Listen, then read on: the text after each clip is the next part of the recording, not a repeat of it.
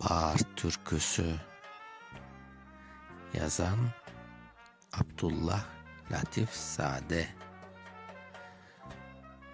Duvul duvul duvulday, çoçamiler çırılday.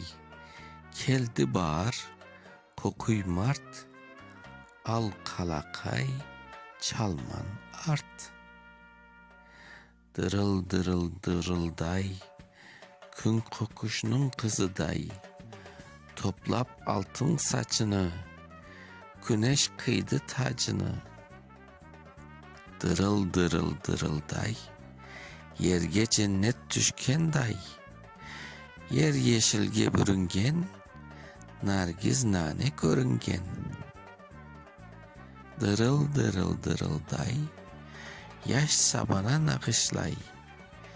Ekinlerini çöllerini, balgurt eme gülleme.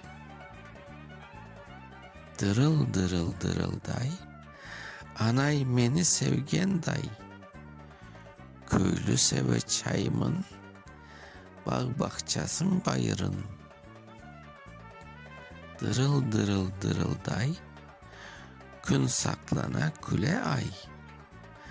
Mavi kökte yıldızlar, koran tebeşen kızlar. Dırıl dırıl dırılday, kaval sesi şaycılay. Çoban ömrü yuvasız, cenneti boş avasız.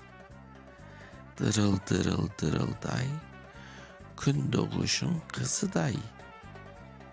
Toplap sırma şaşını, gün kıygende tacını. Utandı da kaçtı ay. Okuyan Mustafa Şahin.